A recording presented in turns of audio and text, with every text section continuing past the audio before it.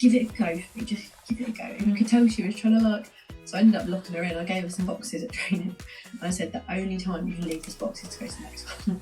And I like literally ended up holding her hand at one point. I had a hold of her and I was like, you're going to follow my movement and you're going to come. And all the girls were laughing. And I was like, you laugh at me. I'm going to come and do it to all of you. I was like, because we're going to work on this and we're going to get it done and we're going to get it right. And that's another thing, like the female game, like even myself, until I'd gone to uni, until I started playing with women, I hadn't been, people didn't use numbers. I hadn't heard any of this terminology. Like I was stood there in my first training session, like, I have never done any of that. And I said to the girls when I started last year, I said, if I say to you, you're a number 10, do you know what that means? If I say to you this, do you know what that means? And they were like, yeah. I was like, oh, what does it mean? I was like, show me where that would be. And we literally, I had to pull it out. I was like, right, one at a time. Come and try and match the number to where you think that position is. And they were all laughing, and I was like, you laugh. This is how I coach, and I want to know that you know.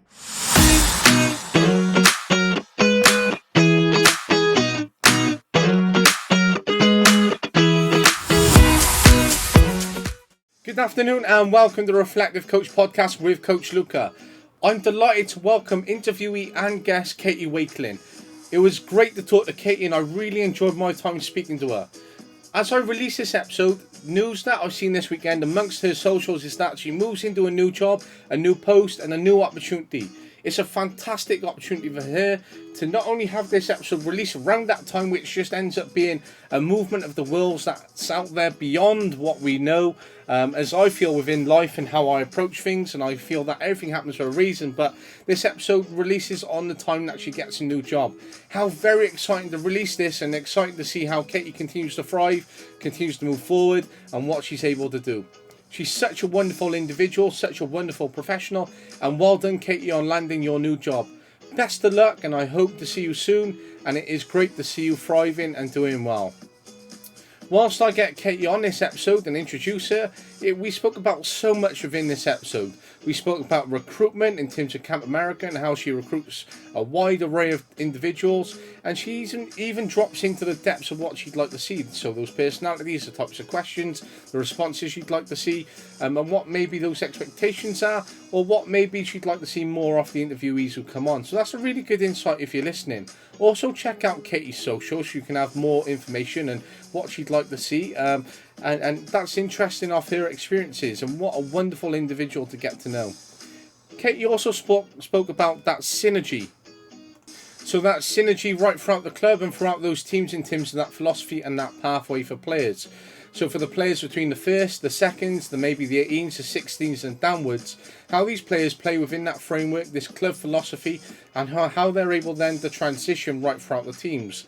So for example, if it's a 16-year-old stepping up into the seconds, they know exactly what the philosophy, the expectation is because they've had the experience of playing within that. And that synergy right throughout the club is really supportive. It was great to speak to Katie because on that day that I spoke to her, she'd actually gone down to watch one of the matches take place. And while she did, she was able to reflect on the game, reflect on her coaching, reflect what the club do, and reflect how that looked on her own team.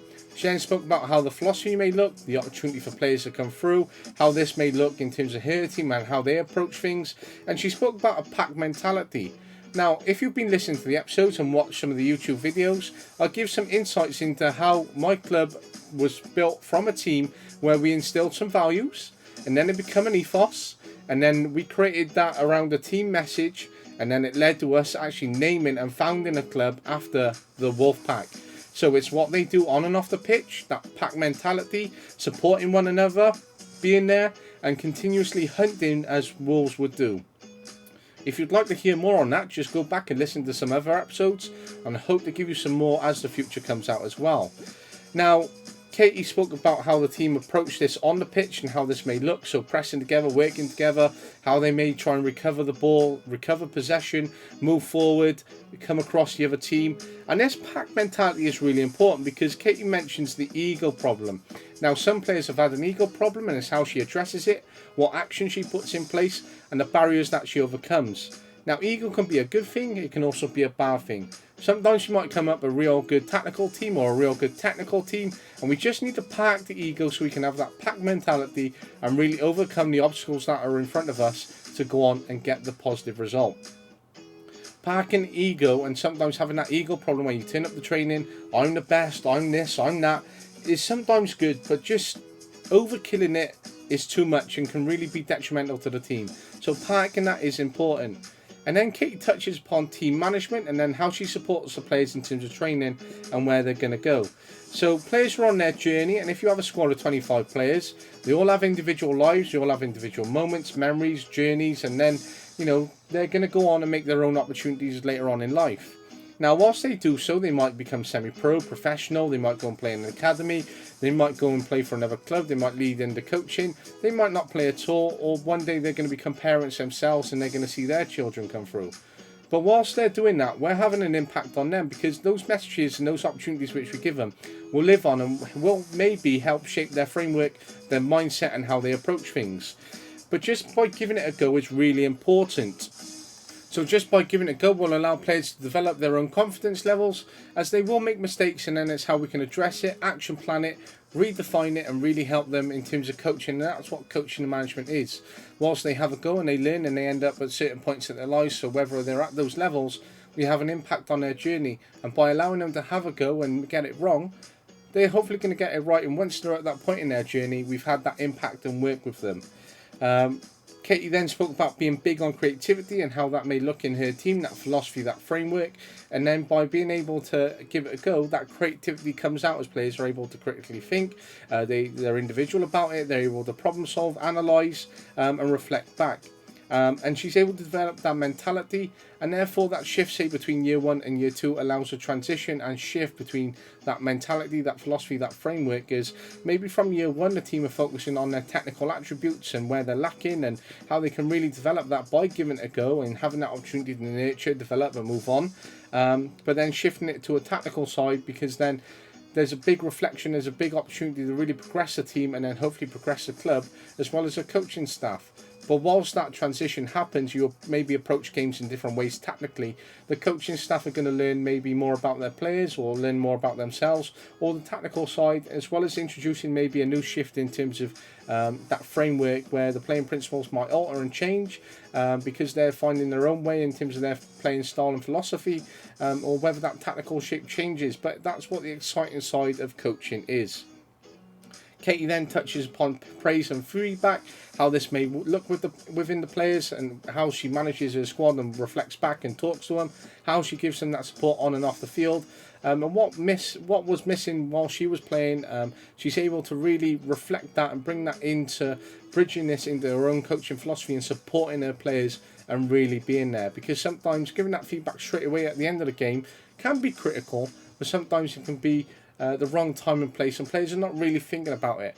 Maybe a few hours after, once they've digested, being able to go away, reflect, maybe have that space and time away from the game and result, especially as football is so intense, then you can really chat to them about it, where their mindset has changed and when they've maybe calmed down or had the time to relax. But this was such a great episode.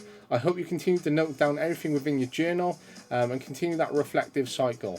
This is Coach Luca on the Reflective Coach podcast. Thank you, Katie, for being part of this and adding to such a wonderful array of guests.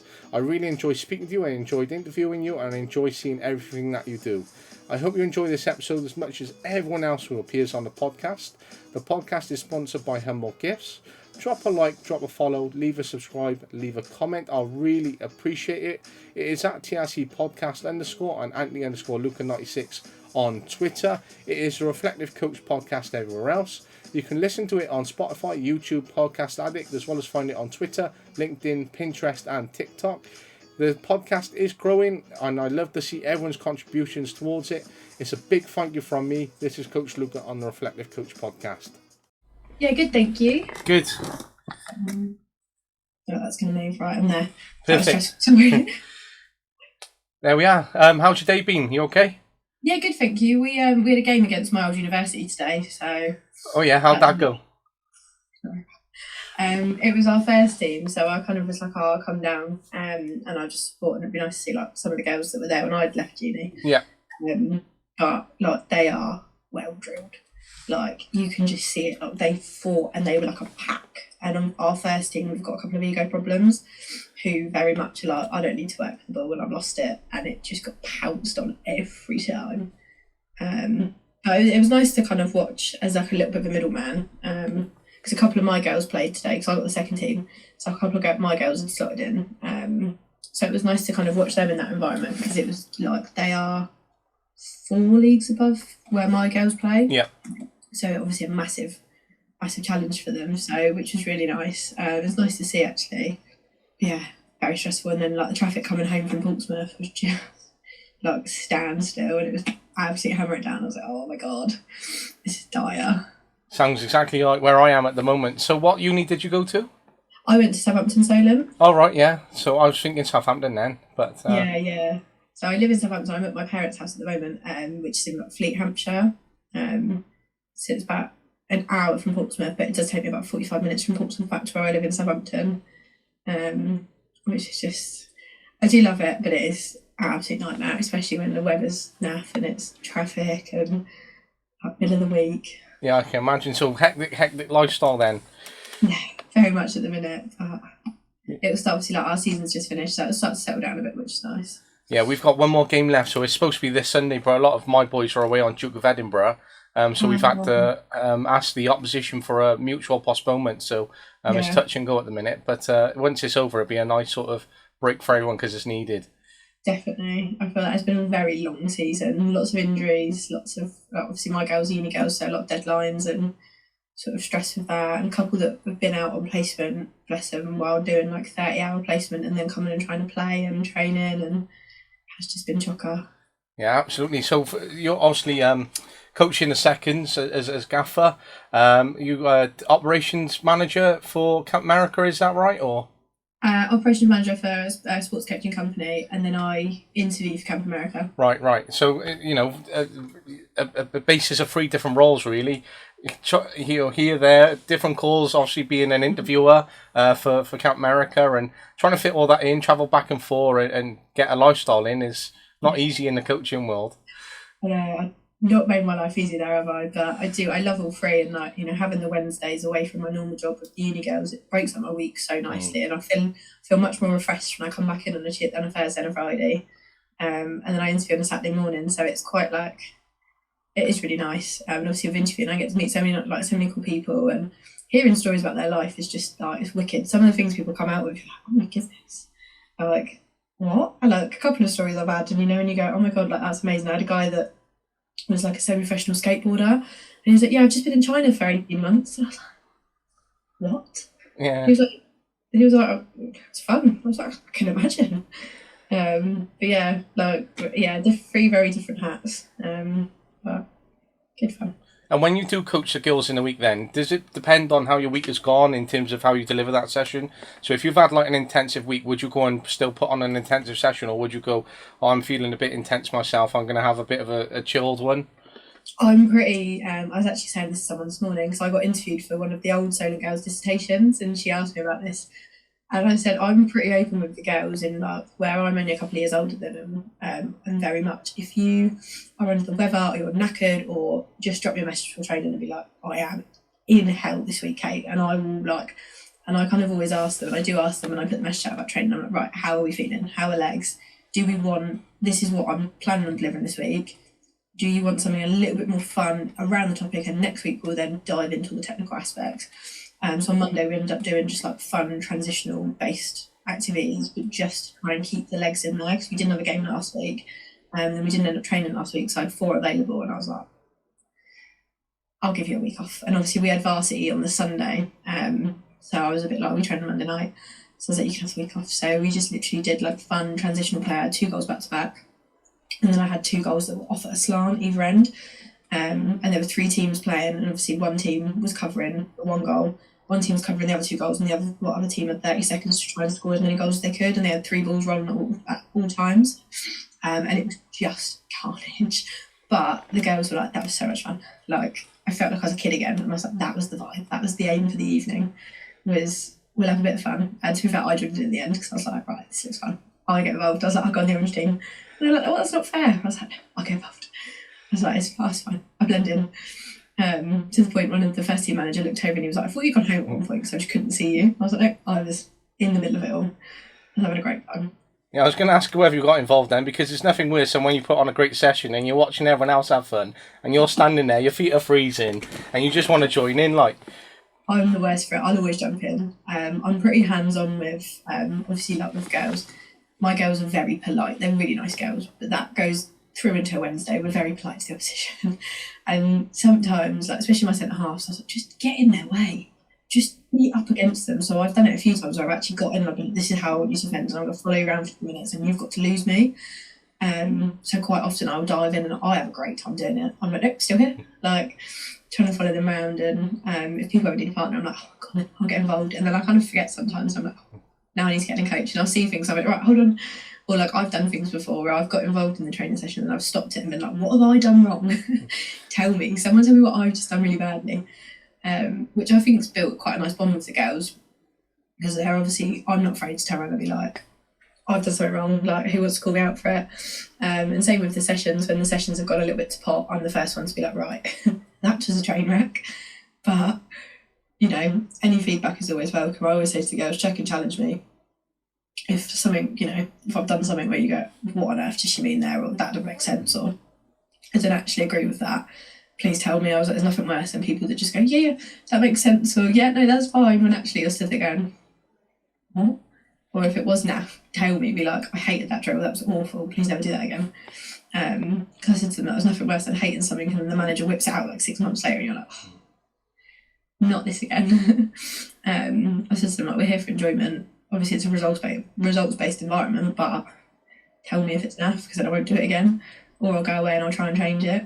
But they are pretty good. They're pretty, like, brutally honest with me, which is nice. I love that, and I love that asking them whether they understand or whether it's for them is quite key, because I coach under 19s, and a lot of the boys, I'll say a lot of things to them, and then I'll look at them and I'm going, you're agreeing there, but you actually know what I mean? And then he's gone, no. So it's like, just ask me, honestly. I'm literally here as I want you to be sponge, and I want you to literally ask me everything. It's not, I'm not going to have a go at you for asking me a question. I literally want them to ask me 100 questions. I won't get tired of it. I said, you're only 19 once. Take it away as much as you want. Absolutely. It's so key, and I think, like, sometimes the girls, like, one of them was like, sorry Kate, another question. I got a message the other day, bless him, at 10 o'clock at night after a game on a Wednesday. She was like, I'm so sorry to message you so late. And I was like, no, I'm so sorry. I was like, absolutely. And it was the longest message I've ever read. But she was like, to be fair to her, bless her, she come off and she was like, that's the worst game I've ever played. And I was like, we have them. Like, we all have them. And she kind of come away and she was like, I just didn't know what to do in this environment. And we'd literally just switched their positions. So she was a winger, but she's such a good ball player. And we were just missing something in central midfield. So I've kind of said to her, I was like, give it a go. Like, I went and like found some clips and stuff online and like sent them to her. And I said, this is what, for me, I see your role kind of doing. I said, if you feel lost for the first couple of weeks, it's absolutely fine. And she must have sent me about 15 questions. She was like, what do I do in this scenario? Because this happened, I didn't understand. And she was like, and then she was like, I'm so sorry. Like, I apologise again. And I was like, don't say sorry. Like, ask. Like, if that's literally why I'm here, is for you to ask questions. And she was like, but I felt really bad. And I was like, but, you know, I said, like, it did take me till Thursday afternoon to get back to her, because obviously, like, with work. But I said to her, I'll get back to you, like, with as much detail as I can. And then I said to her, it's up to her whether we, like, have, like, a one-on-one session. We didn't have a game on Wednesday. I said, I'm happy for you to come down. I'll get some of the girls down, and we'll literally go through it in, like, a small group. And we'll model how the midfield unit needs to look. And she was like, oh yeah, please, that'd be really nice. She was like, thank you for taking time out. And I was like, it's literally my job, mate. Like, you don't have to say thank you. And I think that's the thing there, a little bit like, oh, I don't want to ask and I don't want to take your time up. And that's what I'm here for. Like, yeah, and she'll take so much away from that, and really appreciate it, even if it is your job or not. It's there for her. And that thing about saying sorry, I've taken over a team there in quite an affluent area, such a nice group of lads, but they're so soft deep down. And we got a couple of boys who come from the city here, and they're a bit more city switched on. And when a couple of the boys will have like the 7 on or the 9, and then the city boys come in and be like, I want that shirt, and then they'll take it off and give it to them. I'm like, no, you have a go and you say, no, this is my shirt, I was here first. And it's just like little things like that. It's just stand up, even if they are a little bit older. If you got the captain, maybe a different thing, but I said you're showing a lot of integrity there by going no, and don't just roll over to them because they've asked for it. Absolutely. And I think that's the thing, like, I said, you're not going to come across as rude. I said, it's 90 minutes where actually, fine, you clatter her, whatever. Say sorry at half time, say sorry at 90 minutes. Be like, really sorry about that. But I said, you know, if the ref's not blowing his whistle, I said, absolutely, if you've crunched through her, yeah, help her up and say sorry. So, but if you've muscled her and you've knocked her over, what are you saying sorry for? Today, Ellie, bless her, she's a tiny little thing. She's our left winger. She knocked someone over, and I don't think she was like, oh my God, I've done that. That was me. And normally she's the one getting knocked over, and she went to say sorry, and I'm like, Ellie, get the ball and run. And she was like, sorry. I was like, and she was like, as she's running, and I was like, just. And she comes for half time. She was like, and I was like, don't you dare say sorry. She was like, I panicked. She was like, I've never knocked anyone over before. I was like, well, there we go. I was like, we're getting somewhere. You're putting in a bit of muscle, and she really fought for the ball, so bless her. And this girl's boot come off or something, and she said sorry, and the girl was like, you literally didn't touch me, it's just me. And he was like, oh, okay. I was looking at her like, stop saying sorry. Like, it's a contact sport. Yeah. You know, it's not like you've seen them in the street and you've shoved them. I said, it's you're battling for the ball, and that's all they're doing. But it's definitely like, even like throughout the whole, it was funny, the first team manager and me were saying that they're very like, a couple of instances today where the ball's gone literally to us defender. My keeper is so quick off her line, and she's so ready to claim things, and that scares a lot of the girls, and they kind of like back away. And I'm like, but you still, even though she's coming off her line, if you're in that position where there's a couple of instances, my centre half really should have just put her foot through the ball and just gone and wiped out the player as well. But they're very scared to like go to ground, and they're really scared to kind of actually put their body there and really muscle into people. And I was like, why? I was like, that was never me as a player, so like I can't get my head around it. So the girls, I was always covered in mud because I was always on the floor. Like, I was a centre half. I was more than happy to throw myself at the floor. I said I got so many concussions from being kicked in the head, and they were like, it's like I see the problem. It's like I see it now. But yeah, they're so polite, and they're like, oh no, it's okay, you go, you. I'm like, no, be a little bit more demanding with it. And same with calling for the ball. The amount of times I'm like, no, you scream for that ball. You created yourself that pocket. You created yourself that space. Scream for it. And they're like, but what if they think it's rude? I was like, I don't care. I was like, say to them after the game, I wasn't doing it in a rude way. I was in a great position to then play this pass on. And they're like, oh, okay. I'll call for it. And bless, one of them today was like, yeah, me, give it to me. And I'm like, good, better.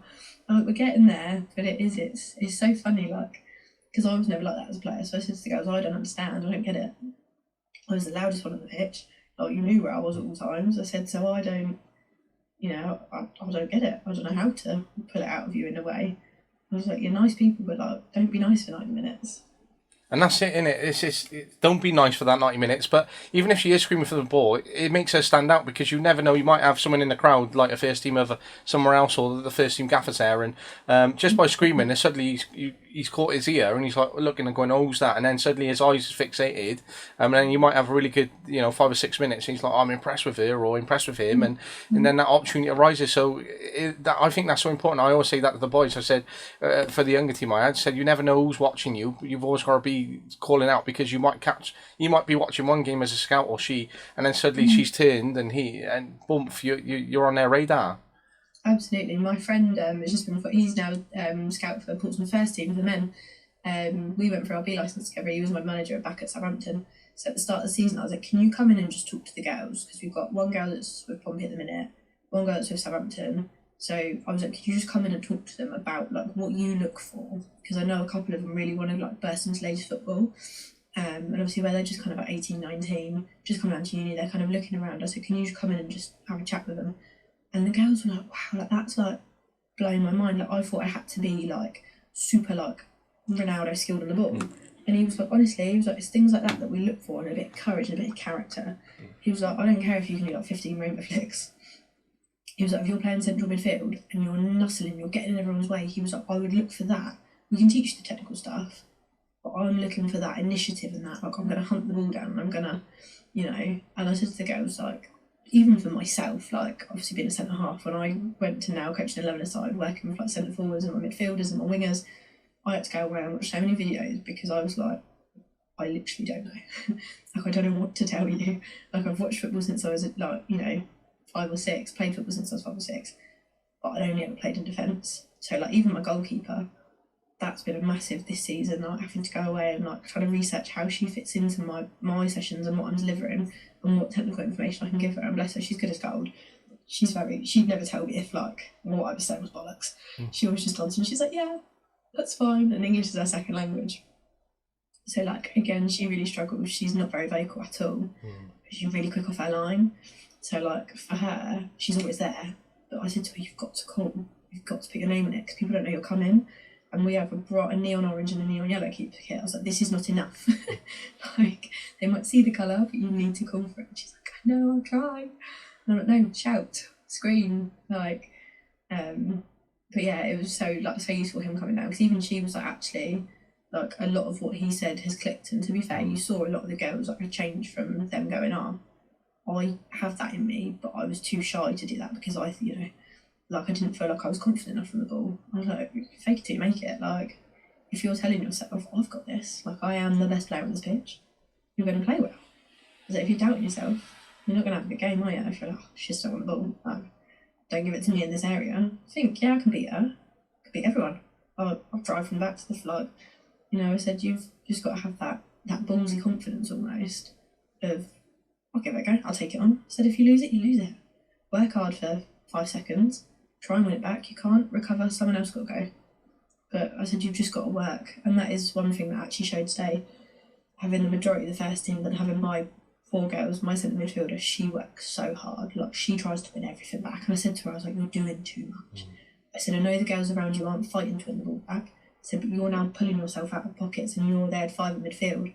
And we ended up with 5 in midfield, so it was literally like man to man. I said, so by you going to press that, they've then got a man free and then they're through. And she's like, yeah, I didn't think of that. I was like, stop killing yourself off.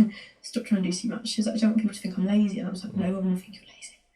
I was like, positional discipline, think about where your kind of your Roman area is. And she was like, oh, yeah, I suppose. I was like, stop, think, I don't care what they think. I was like, you and your merit to be here and to be playing with the first team today. So just do what you can do. And to be fair to her, she went out in the second half and she absolutely lost it. But those around her had to step up because she wasn't chasing down every ball. And, so that was, yeah. She was like, I get it, I see you. I was like, good, just breathe. And that's absolutely spot on because, that pitch geography, as you say, is that command of being in that position. Less is more, and it's about understanding that. And that's something that we use so much with the boys. And that's something that I was really taking into the 19s this year because I've been with them 10 months now. And I've got a left winger who was playing CDM for a majority of this season. And he was out on the left, out on the right. He was up, he was back. I was like, you're doing very well to cover all this. You're getting tackles in you.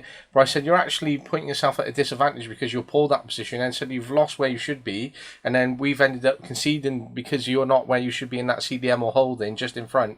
I said less is more. You don't have to cover as much. I don't want you covering as much. I said I love the effort, but I want you literally here, and that is your limits. Don't go beyond it. So I had this big discussion with him before the game. 5 minutes in, bump all the way out on left wing, right at the top in the final third, and I'm like. We just had a discussion on pitch geography, so half-time came in and the boys absolutely levered him for it because we were like, Luca just said before the game exactly what you should be doing, but yet you're out of all these positions. So it was a big learning curve for him because, like little things I said earlier on, he doesn't know what pitch geography is. He's never had that. He's never been in that academy environment to sort of have that education behind it. And it was just that sort of interesting concepts, even though boys, are in the 19s now, you might expect them to have that capacity knowledge for their age. They really don't, and they're ready to play first team, but then there's so much which they can accelerate because of that. But he's been back out on left wing last couple of games and been doing well. Yeah.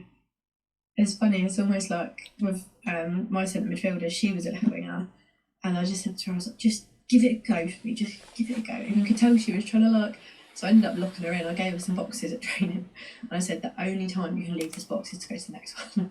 And I literally ended up holding her hand at one point. I had a hold of her and I was like, you're going to follow my movement and you're going to come. And all the girls were laughing and I was like, you laugh at me, I'm going to come and do it to all of you. I was like, because we're going to work on this and we're going to get it done and we're going to get it right. And that's another thing that the female game, even myself, until I'd gone to uni, until I started playing with Science Women's, people didn't use numbers. I hadn't heard any of this terminology. I was stood there in my first training session like, what are they talking about? I was like, I have no idea anything about that. And, I said to the girls when I started last year, I said, if I say to you, you're a number 10, do you know what that means? If I say to you this, do you know what that means? And they were like, yeah. I was like, go on, what does it mean? I was like, show me where that would be. And I had my tactics board out. I was like, right, one at a time. Come and try and match the number to where you think that position is. And they were all laughing, and I was like, you laugh. This is how I coach, and I want to know that you know. And to be fair, one of them was like, I'm so glad that you did that because I had no idea. She was like, and then seeing that everyone was putting them in the wrong places very much made me think, okay, that's fine, I'm not the only one. But yeah, they hadn't experienced it, so I'm saying things, and we're talking about obviously like delay, dictate, deny, and they were quite funny last year. I'd hear them on the pitch, they'd be like denied or like delay. Everyone's at, and I was like, if that's how you remember it, fine by me. I don't mind. Have fun with it. But it was stuff like that. They were like, what is this? Like, I don't understand. That really baffled me. But having spoken to some other female coaches and like players that I played with, I was like, when did you actually start getting coached with numbers and things like that? They were like, not until I was like 20, 22, which is mental. And you talk to boys and they're like, oh yeah, from like age of 5. And I'm like, glad I was behind. And there's so much in terms of that then. If you were doing a test on, say, technical, psychosocial elements that you would have, where would you sort of place your highest emphasis in terms of your coaching style? So you're more technical? Ooh, that's a great question. I think for me, probably technical, because I think it's almost that I'm some people might call it lazy or standoffish. I don't tend to talk on the sidelines.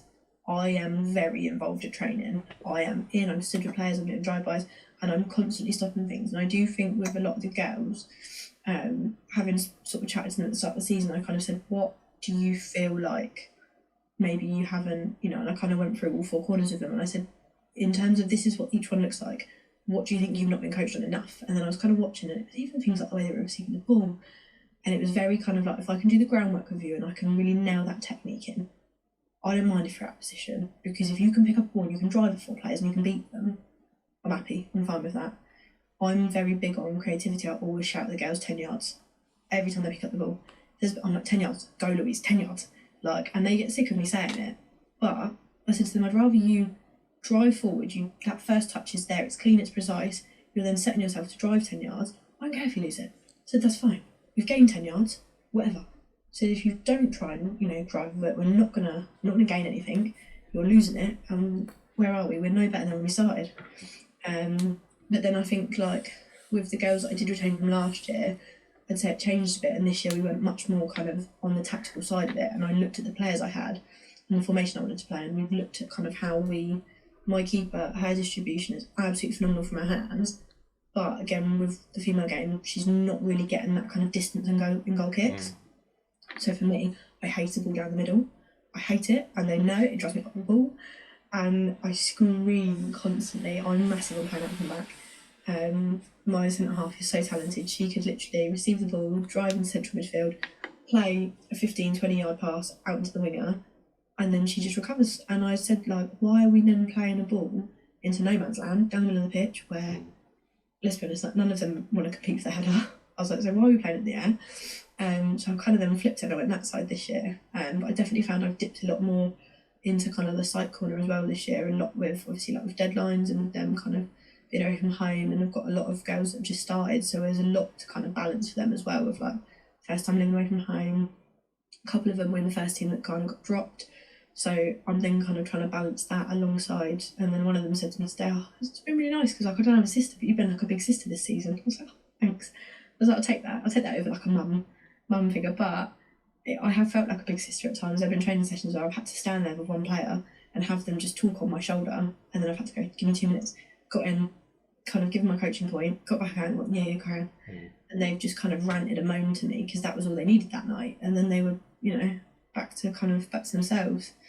So I think it's kind of been a bit fluid as to what players I've had around me and what I've kind of my philosophy's definitely changed even since being accepted to be licensed and writing my application, because that was delayed by, I got accepted in 2019 and we didn't start until 2021.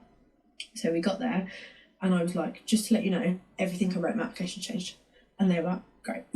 I was like, it has. I was like, my circumstances have changed, like my experiences have changed. So this is where it is now. And I kind of sat down with my tutor and went through it. And she was like, no, it's good. She was like, it's changed with what you've learned and what you've kind of, as you've had that more experience at 11 aside. Which she was at first, she was like, oh my God. She was like, don't say that. I was like, well, it's it's had to adapt because like one size has, especially with uni football, so many different players constantly on the go. which is such a shame. Like at times I was a bit like, I'd love to step into club football and have kind of a bulk of players back every season. But I love that it stretched me as well, because it's made me go, actually, this player would suit this formation better. And then I've got, and I've kind of had to sit and I've had to look at what would suit my players best, what would suit kind of the girls best and the technique. And, what we've got, I don't have, my centre forward's like 6'2", which is absolutely great. So, my centre half can score from a corner. She's got a fantastic free kick on her. So we've kind of then gone from corners in the air. Last season we were an absolute no-go because no one was attacking us. They were a waste. Whereas in this year, I'm like, yeah, go on, aim for Annabelle's head. That's where we're going with it. Because she's not afraid to try and win a ball in the air. So that's kind of changed in that sense. So the girls that I did retain from last season, I was like, right, scrap everything I taught you last season. We're going a different way this year, because I had the players to do certain things and I had kind of that difference, which has definitely held us in really good stead this season, actually. Like my back line has been absolutely fantastic. I'm really, really keen on, I like a high line. I like to press from the front. I would like to do very kind of, I'm in your face and we're there. And we have caught so many players offside to the point that like players have turned around and gone, are they cheating? Like, because we are not offside every time. And most of them like, you are. I've drilled that into them over the last 6 months as to how we play as a back line and who is kind of the anchor of it. But like last year, I had girls that were fantastic wing backs. So we totally different season style this year. The girls, my back line is very rigid, it's very solid, and we are there. Which has been really nice. It's been kind of like a very stable core. But yeah, that's kind of, sorry for rambling a bit there. No, I love it, and it's more of a tactical forum as such here, and it's great that you talk about this, because I don't tend to cover a lot of tactical stuff as much as I like to. I don't end up getting there, but it's great to sort of have that flip and hear from you, and it leads to so many different questions. It's great that you've changed your style this year, dependent on the players that you've had. You've been able to do different things, which is great, and that's already the succession planning that I'm having for next year. Is all right. We have players that do this, so whether we play a bit more attacking next year, whether we play a 4-3-3, it's going to be interesting to see whether that changes from my philosophy, and it's always in the back of my mind, because Jose Mourinho says once you have your principles, you don't stray away from them, you stick to them. And then it's always played in the back of my mind, right, I shouldn't do this because Jose Mourinho said this. Then I'm like, realistically, I'm holding myself back, because I might progress in this style and go, do you know what, the team's actually benefiting by playing this way rather than the way. So in terms of that, what would you say your playing principles are if you set them out for the year? Do you know what? At the moment, I queried it the other day. I sat there and I was like, I don't know if I stand by that. I don't know if that's. I'm massive on playing out from the back, and I'm massive on. I normally limit the girls at training to 2-touch max, because I'm very kind of, especially like in central areas, I've kind of been trying to force them to go. So I've got, at the minute I play with a 4-1-3-2. So at the minute from goal kicks, I've got my centre half split inside the box, my fullbacks push on, and then my wingers go right high and they tuck in. So we almost kind of try and overload the back line. And the idea kind of has been that then leaves a bit of gap in the middle for my number 4 to kind of drop in, receive, and then kind of either look to turn and look to drive, or look to play a ball out wide and then to play it back in. So it almost normally kind of hits my 3, and then we look to kind of fizz it in across the path of sort of, maybe my 10 normally is the one that picks it up. And then we've kind of gained 30-40 yards from 2-3 passes, whereas before we were trying to pick it up and try and drive with it. And no, this, and I've kind of really hammered that into them of like, going out to come in has been a massive thing this season, of use the wingers, use the width. Even today I kept shouting, like, as classic as it is like that, get chalk on your boots. I was like, come and stand next to me, come and touch the white line, give yourself that room. I've completely lost my train of thought, I'm so sorry. No, it's fine, completely fine. I actually can't remember where I was going with it. Can you repeat the question for me, because I've actually lost my train of thought? Yes, so I was just going to say on what your playing principles are, but I think we've worked them out. So 1 is playing from the back, 2 is press from the front, 3 is that overloads in the back line, and 4 is wide out to win. So that's literally your 4 playing principles, and you play a 4-1-3-2, which is fascinating, because I play a 4-1-3-2, and originally the season I started off on a 4-2-3-1, and after the first game we just realised we couldn't play with a 1, and then we reverted to a 4-1-3-2 to try and create that, and then drop into a 4-3-3 when it's dependent. Does your system or style change then dependent on when you're in and out of possession, or do you just hold the same shape and then look at those transitions in between? Yeah, so this season obviously that's in possession, we go 4-1-3-2, and then out of possession my 4 tends to drop in and almost make a 5 at the back, One thing I found last year, my two centre halves, we were getting split so frequently, and we just needed that pace in there. Both my centre halves are strong, rigid girls. I just needed someone that could just nip in, nip the ball if they did get beat. So I kind of, bless her, I shoved her into that position a little bit this year because I watched her at trials. So I was like, oh my god, she'd be great there.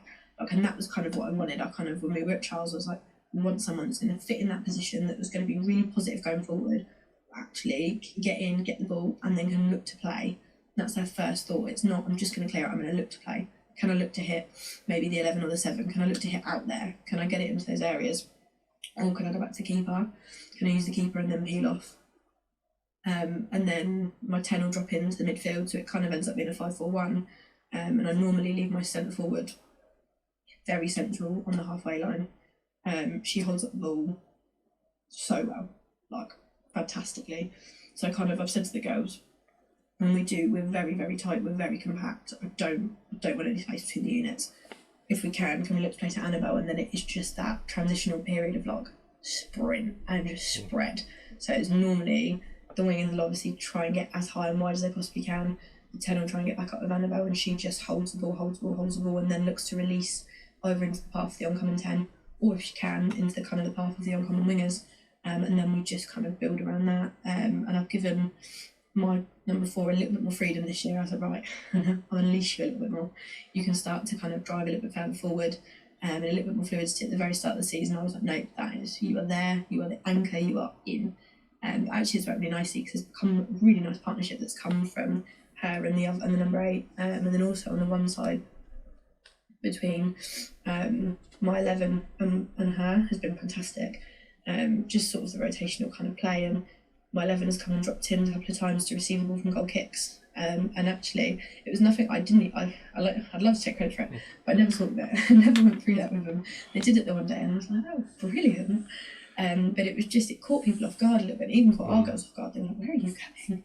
And she's picked up the ball and she's sort of fizzed it out to my number 3, and then she's just driven with it, and she's just kind of kept going. And it's again that confidence that I've said at end of every team talk, I'm not being creative, I'm being confident, have the balls to go, I'm going to take all of you on. That's what I want in your head when you've got the ball at your feet. And she did, and she took like 4 players on, and she played it, and she looked back at me and she's like, oh, I did that. I was like, go, like, you've got the ability to do it. And she did it last season. She took the ball literally from the edge of our penalty area, beat back 4 players and put it in the bottom corner. It was the first game I'd ever had with them, and I was like, oh my god, do you do this every week? She was like, I've never done that before. She was like, that's not going to happen ever again. But it was absolutely fantastic, and it was like, I'm a massive one on creativity. Like I've said to the girls, I don't talk on a Wednesday purely because I want you to work out for yourself. I said, absolutely. If there's gentle things you need reminding of, absolutely. I'm a massive one on 90% of my vocabulary on Wednesday is just encouragement, or it's like very loud claps. I said to the girls, I'm so hands-on with you on a Monday for that reason. Of on a Wednesday, I want you to try new things. I want you to have a go. I want you to go, actually, I tried this in training and it kind of come off, but I want to give it I said, if you lose the ball, I don't care. As long as we work really hard, sort of 3 to 5 seconds, try and win it back, and then you just get the numbers behind the ball and we just completely block it off. Look at screening the pass, look at just condensing that area down and kind of looking at sending them out wide, delay the ball best you can, and then when we're close enough, deny it, get in, try and win it. And if you can, obviously win it and then just retain it and hold it. When I first started last year, there was a lot of trying to force the play. I was like, no. I was like, bring it back. As it needs to be more, go across the whole back line 6 times. But until a pass is there, or there's, someone's made a bit of movement, there's a bit of room, or there's a pocket, I said, you're not playing the ball. I said, I'm not having it. I said, keep the ball. And it was, the girls were like, this is just boring though. And I was like, but what can they not do? And they were like, they can't score. I was like, exactly. I was like, it's boring, but retain it, just retain it. And I've been really disciplined with them in, like, even at training, we've done so many really boring activities and exercises where it's just getting in that habit of, right, scanning and talking about trigger points, which is another massive thing with the girls I've kind of found this year. And even today I was talking to one of the girls who was on my team last year, went up to the first team this year, about her trigger points. She's a winger, she's on the left wing. She doesn't scan before she gets the ball. So I was saying to her about trigger points and said, right, keeper's getting the ball from goal kicks. That's your first trigger point. Have a look who's around you, have a look at their spaces. Second trigger point goes into the left back. The second trigger. Now I'm scanning my shoulders and I'm checking, can I receive the ball? Can I get behind the player to then kind of try and come and receive in front of her? I said, and that's your third trigger point, when you're making that movement, you're then looking who's around me, where can I play the ball? Can I take this player on? What can I do? She's like, I never thought about it like that. And I was like, just break it into chunks. I said, every time someone touches the ball, you need to be looking at who's around you. I said, don't care if it's the other side of the pitch. I said, just constantly. And she was like, I don't check enough. She went, and then I ran into trouble, and I've noticed. I said, it's your neck should hurt by the end of it. And I love that. Honestly, as you're speaking, I apologise already because I'm literally noting so much down because I'm like, I want to ask that, I'm going to pull that up. But it's great what she's done there. And as you say, chunking up information can be so important because we're overanalyzing, we're over having that expectation. So it's suddenly, right, I need to do this, then the coach is asking me to do this, then the girls behind me are doing this, and then I got these on the side shouting at me, then the ref is saying this, and there's a lot going on, and it's just sometimes, right, again, that less is more, and just sometimes switch off, forget what you've done, and then just relay it and go through it again, and don't overthink. And that's the most important thing, is because there's so much information, it's just don't overthink. So when it does come to team talks and how you set your team up, when it comes to a Sunday or Saturday whenever you play, do you go in with lots of information before a game, or is it, right, we've done this in training on a week, this is just a recap and this is the expectation to go out with? So I structure my trainings throughout the year. Literally, I do 6 weeks in possession, 2 weeks in transition, 6 weeks out of possession, and I start from like back to front, 2 weeks in transition, and then I start from front to back.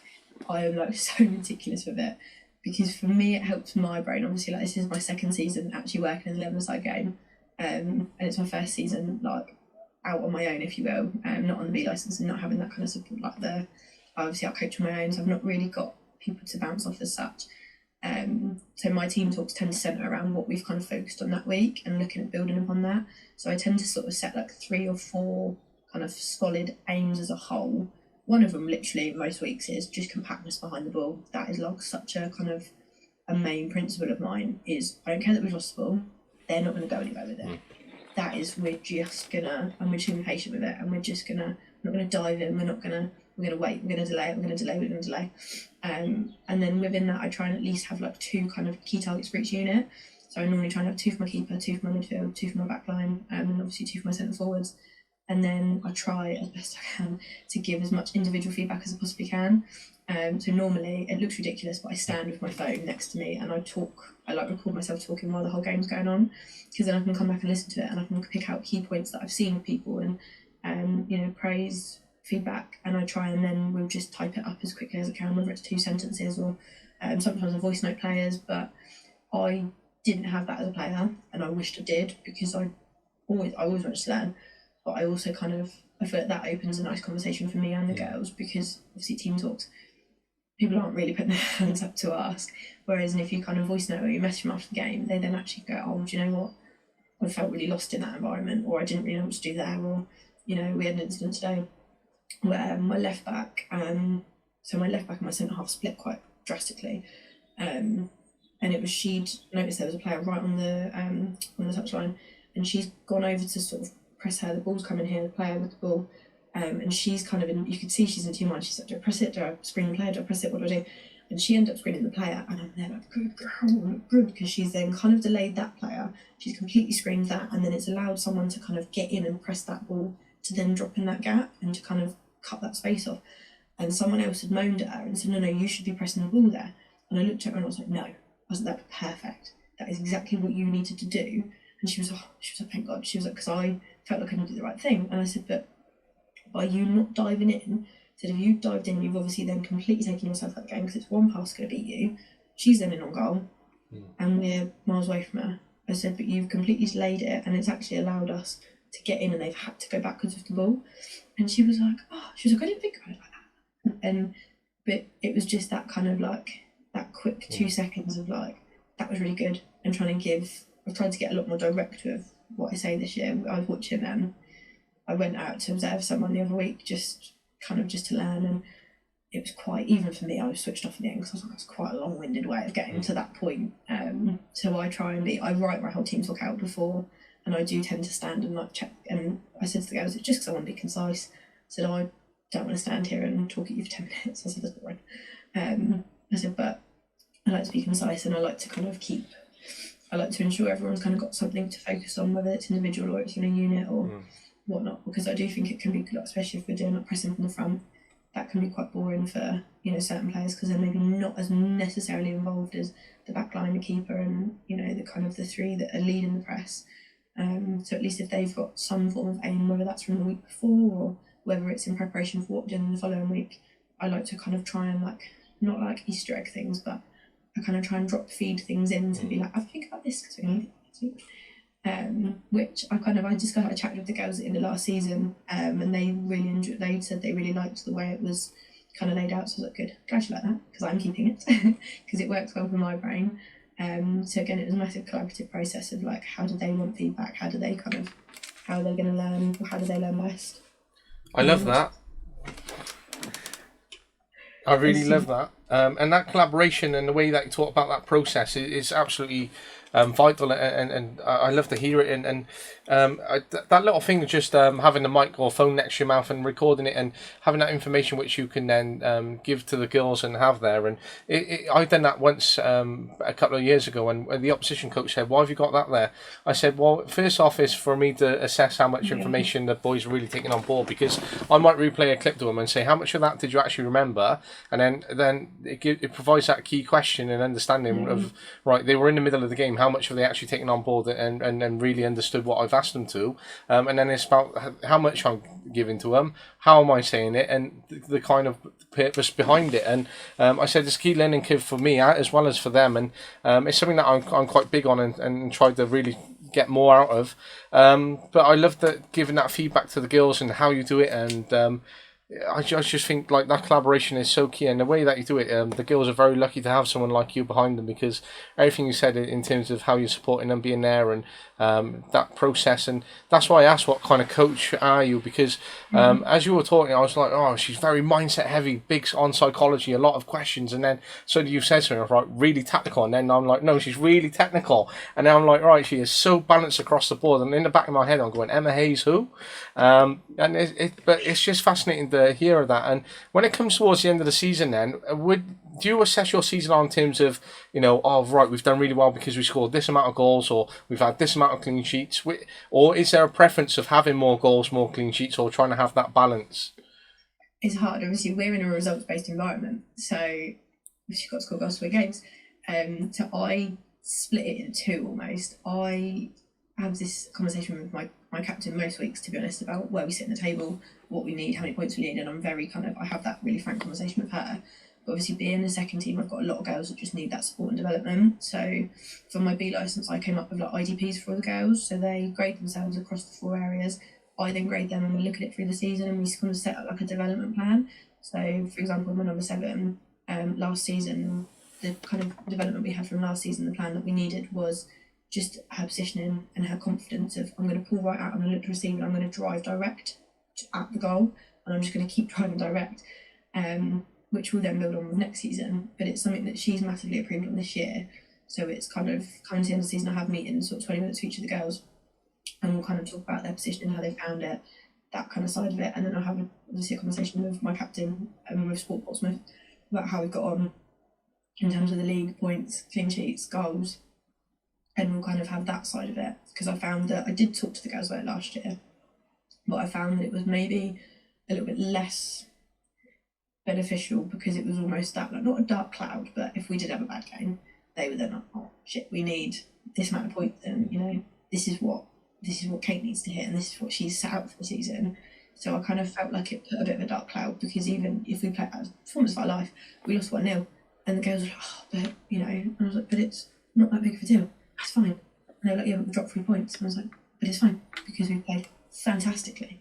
But it felt like it was a little bit over kind of that, you know, oh my God, we played great, has been overfilled by, oh, shit, we didn't get, you know, we know what Kate needs for like what she's looking for the season, and this is what she's kind of set. And I have a conversation with my keeper in terms of like clean sheets and stuff like that, and what obviously I expect of her, and what she is just, I can't speak highly enough of her. And I tell her this every week. Like, I really struggle to give her like feedback and stuff to work on, because she's just fantastic. And you know, she had a crack. She made some saves today that I'm thinking that's counting. And she's so quick off her line. She's so confident with it. But I do often say to her, I'm like, come on, never clean sheet, never clean sheet. Let's just keep the clean sheets there, and then we can kind of. So I'll have that discussion with her. It's kind of obviously looking at like their kind of psychology side of it. She copes with it quite well, and she kind of, from talking to her, she quite likes to know obviously what. And obviously when she does make that save, and you know we do get the clean sheet, she's like, yes, another one in the bag, and I know what that means for where we sit. But some players, I find it negatively impacts them more than it does kind of positively have those conversations. So like my eye was always on the table. I'm always looking at like where we are, how we're doing, what and what we need, and being quite like. There are a couple of times I have said to the girls, look, it is imperative we get 3 points today. Like, and I have kind of put that to them. But most of the time I tend to not, where it's a development, it is results based, but it is a kind of a development environment at the end of the day. I think if I was to be with the first team, I would definitely be a lot more kind of brutal with it. But I don't think it suits to the players I've got in the environment I'm in. No, I think that's key what you say there, is that environment and how they take that on board, because one player might react to it one way and then it might not be beneficial, but then one player might thrive off it. And that's something that we've done with the 19s this year. So I've come from a very junior base background, so I had my team for 6 years, had to make a very tough decision to walk away from them, very, very tough. But I've come into the under 19s this year, results and based league as such, but the focus of the club has been how many players can we get into the first team, seconds and thirds, and progress into seniors. So it's taken that pressure off a little bit, and it's been more about their player growth, which has been great because every player has broken in at some level, which shows real success of what we've done. But we've had a real difficult start. A lot of the boys were in Reading on the first weekend, so it wasn't a great start.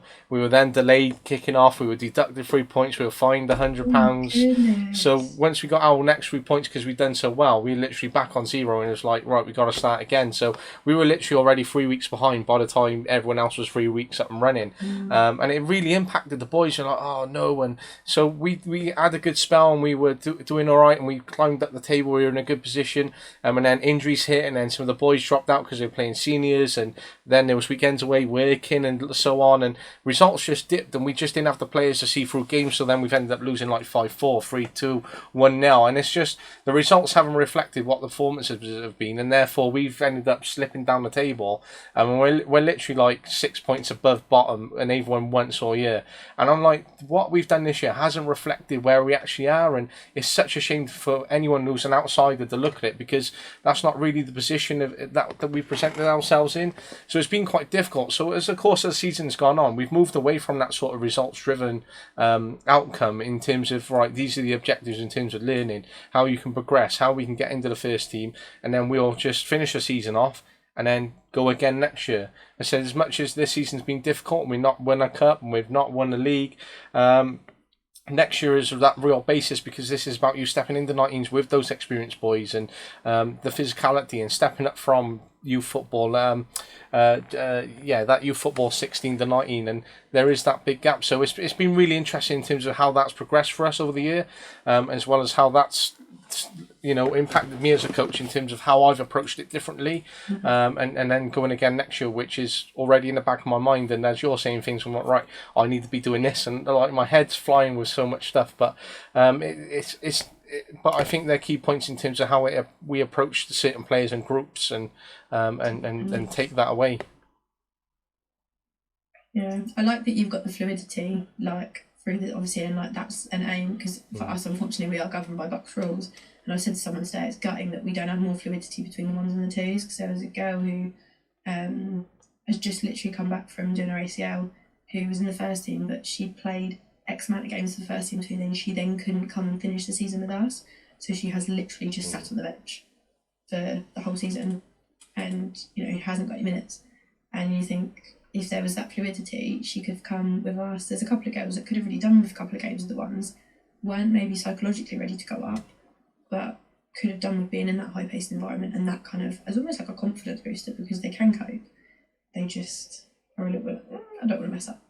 And I'm a massive one for fluidity and development, and kind of believing that everyone deserves, that development and that kind of fluid pathway. It was something I wish we had more with, obviously, within the university. So I do understand when they do it, but it has been a frustration this season. I was like, if only we could have kind of a little bit more chopping and changing.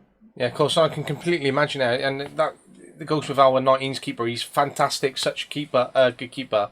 As you said earlier on, he absolutely frustrates me though. He's been in the academy for years. He was one of their best players, and then had injury and came out. But he just absolutely knocks it down the middle every time. And I just gave him a team talk the other week. It was like, right, play out from the back. We're going to do this. Woomph. Every time that I was just like, oh, I just got to not get frustrated with him now. But he plays 90 minutes for us on a Sunday, and he plays 90 minutes for the third. So he's having 180 minutes every weekend. So that's 720 minutes over a course of a month. So for him, that's great progression in terms of minutes and how he's getting that behind him. But I'm already like sort of shitting myself for next year, because as the 16s are coming up, I've then got a second goalkeeper, which I've then got to go, oh no, I've got to balance and take minutes off him. But then I've got that good balance of going, right, he has played thirds on a Saturday, so if this young keeper hasn't, then I've got justification, which is backed by the club. It's just a shame that our 19s keeper was so good. I'll have to drop him because of that, and it's like my hands are tied. And the other difficult thing is Dad's now been appointed new chairman, so I'm like, ooh, got to keep him on the good side as well. But it's good because he's getting so many minutes, but then it's difficult because they're getting too many minutes at times and overplaying, and that's difficult for our outfield players then. Do you think, because he's playing obviously with two different squads, is there like two different philosophies that he's being, is that then, do you think that's impacting? Massively. So this has had a huge knock on. So I took over a team last year, so we had a mix of say 8 players who were left who were still eligible. So they went undefeated last year. They conceded 5 goals all year. They scored like 126. Their goal difference was, and they won the cup and won the league and lost none all year. So there was this like real good squad of good players who have been together for years and academy level. So they had one philosophy. Then we took the 16s, so they had their own philosophy from last year. I've come in and gone, right, this is the way I want to play. So there's already 3 sets, and then these boys are playing across 3 different teams as well. So there's a mix of 6 different philosophies going on. And then I'm like, on a Sunday, I'm like, this is so difficult, because last year they would have played with, like, they trained with the seniors, so they never had their own dedicated session. And then they would have just had their game on the Sunday and then won every week. Whereas this year we've gone, right, I want a dedicated session, I want to do this, and I want to play this way. And it's been so difficult to amalgamate all of them together and try to change that stance. But honestly, as a coach, in terms of stepping up into a new environment and experience, it's been an eye-opener. Yeah. But so difficult. But it's been good because a lot of the boys have been learning. It's just then, because we're literally the last game on that Sunday of that week period, it's difficult because then a lot, I want Sunday off, or I'm tired, or I played Saturday. And if they're doing well with the seniors, then they can be like, oh, I don't want to play for the struggling 19s. And that's had the impact on the youngers then. Definitely. I think it's well worth having that kind of older, mature head in amongst young players. We've got one of the girls, she's absolutely fantastic. I said to her, I was like, keep talking. She was like, I feel like it, like, you know, I feel like a bit overbearing. I was like, no. I was like, as long as it's positive and as long as it's, you know, encouraging. I said, keep talking to him, even if it's just on her shoulder. Yeah, go on, you've got a couple of yards. Like, go on, keep taking it. Even if it's just little things like that. I said, sometimes that's all they need, is just that little. I said, because obviously I can say it, but I'm stood on the sidelines and I'm a little bit ill at the moment, so my voice isn't quite travelling as far. So even today I was having to get players to shout the ref for me, because I stood there like, ref, can't get hold of him, and my voice doesn't travel anyway. So I said, sometimes it is nice to have, like, I was always the older player in the squad, so I never had that kind of, I did have one girl I played at centre half with when I first come into ladies football at Southampton. She was amazing. She was constantly talking to me, constantly giving me that kind of, that just feedback and that reassurance that I needed of, that's right, you got a couple of seconds there, you've got a couple of yards, and just things that I needed of, yeah, go on, you can have that, I'll step behind you. And she was so, like, clear in what she was saying to me. It was so, it helped miles. It definitely made the bridge of going into adult football so much easier. But I was playing for Southampton, I was also playing for the uni, so I was literally like training on a Monday, playing on a Wednesday, training twice on a Thursday, playing on a Saturday, and I was getting to a point where I was like, oh, this is confusing, this is killing me off, because our manager at the uni played in back 3, I was then playing in back 5, and it was so, like, confusing, because I then go playing through in back 5, playing in back 3, and then, like, I have not got as much support as I thought I did. And I'd take something and I go, I shouldn't have called that ball. It'd be coming towards me and I'm like, I don't have who I thought I had behind me. And I'd kind of almost forget, like, where I was. I don't know whether it's fortunate, a lot of my girls, none of them play other than at the university, so I'm almost a bit fortunate in the way that I am the only message coming to them, but then it's also, it'd be nice if they had those other kind of experiences, and that, you know, in obviously in a ladies' league where they are coming across and a more mature women that, as in men's football, are going to kind of tussle them about a little bit, which wouldn't be a bad thing. But yeah, again, it's a bit of like a double-edged sword, isn't it? Of course, and that's such a great perspective and insight there in terms of being a player yourself and having played across multiple systems and how difficult that might have been for you. And in terms of that first team then, as you say, in your second, do the first team dictate then the philosophy downwards, because that can be difficult to be in, or you've got a bit more freedom? I know you play that 4-2-3 one, but is it sort of, right, or you played that, but we need to see these sort of playing principles, these non-negotiables, and this system at times? No, do you know what? And that's the really nice thing, is it is literally totally up to myself. And then the first team manager, he said to me earlier, he was like, it's funny because I shared my UFB presentation with him, and he was like, it was funny, I was reading it, and he was like, it's so polar opposite to me. And I was like, it's funny though. I said, but it's nice because it's different things, and it's, you know, it's nice for me to, if we've got a guy that's supporting him who wanted to take 20 minutes of my session the other day because he wanted to try something, I was like, yeah, book yourself out.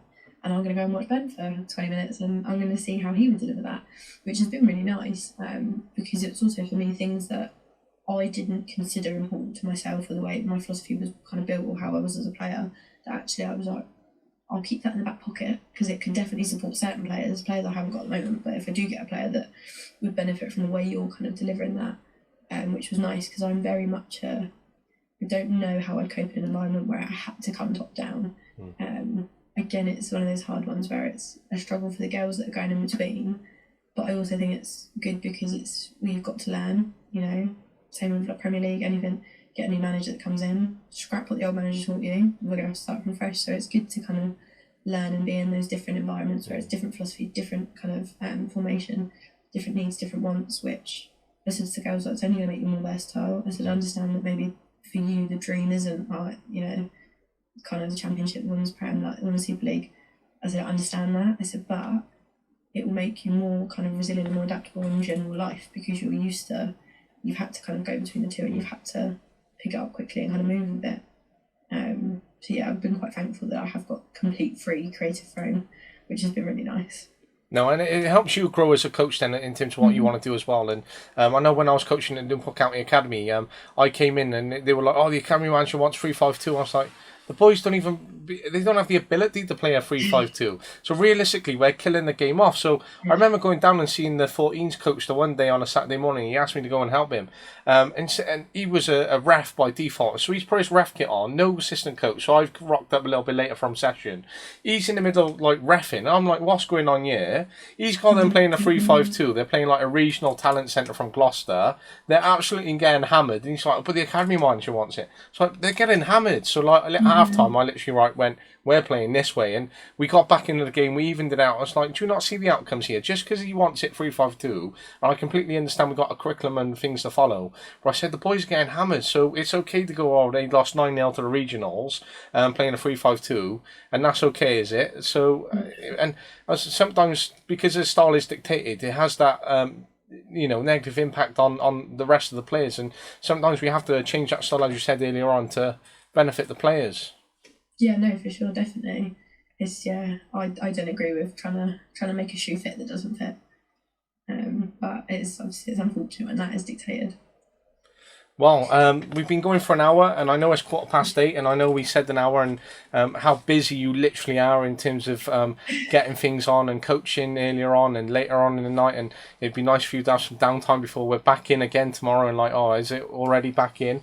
But I really do appreciate your time, but I'm going to throw some quick fire questions at you before we go. Yeah, no, so if you had to describe yourself, if you had someone describe you in 3 words, what would they be? Oh my goodness. Probably supportive, firm but fair. I know that's like, love that as one. And then to be honest, probably creative. I like to push the boundaries, and I like to try things even if they do fall on their ass. I love it. I know you do a Camp America and you're involved in that, but if you could move to any country, where would it be and why? Ooh, that's a great question. I'm not going to go for the US. That would have been my first answer.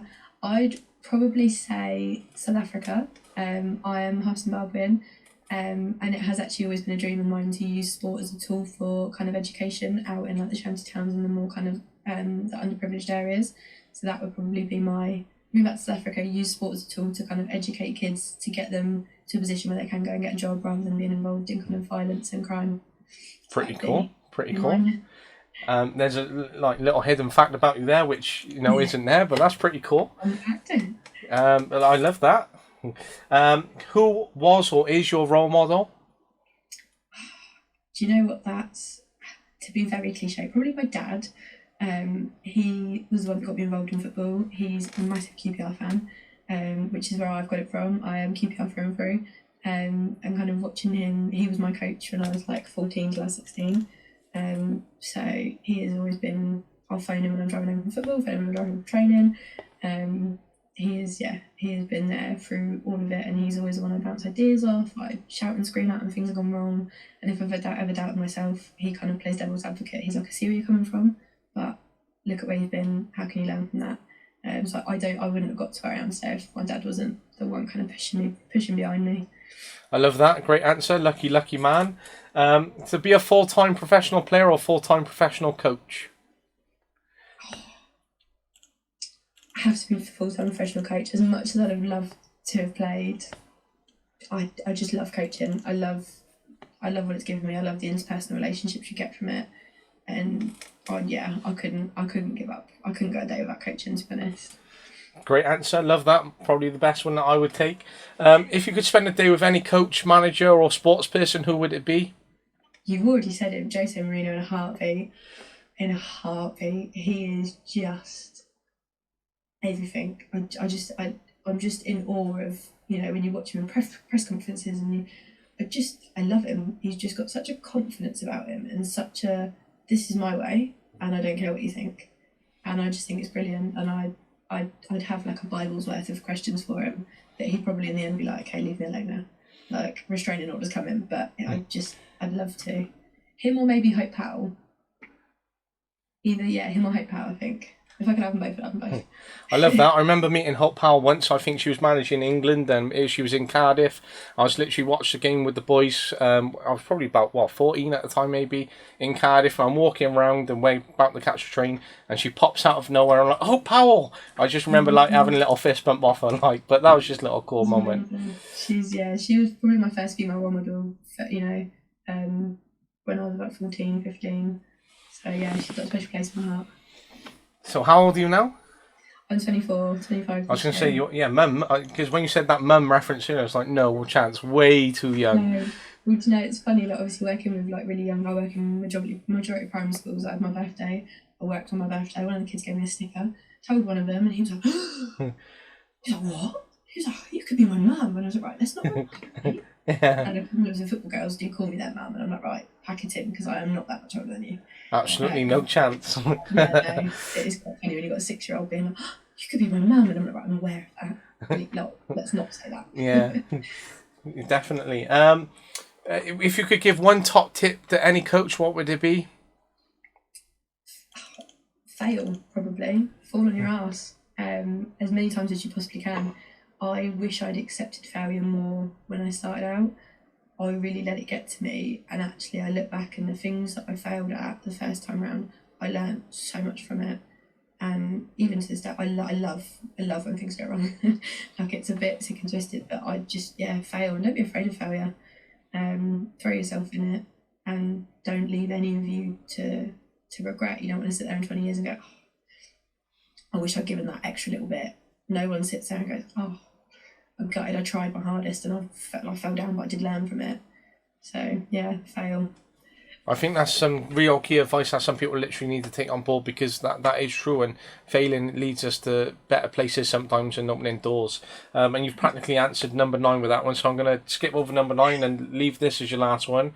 If you could take any job of choice in the world that would be out there for you, what your job would it be? So this could be coaching, you might not. I would have to say something where I'm part of my role at the moment. I look at sort of projects that can be run, and I look at kind of areas that are a little bit more deprived and what they need.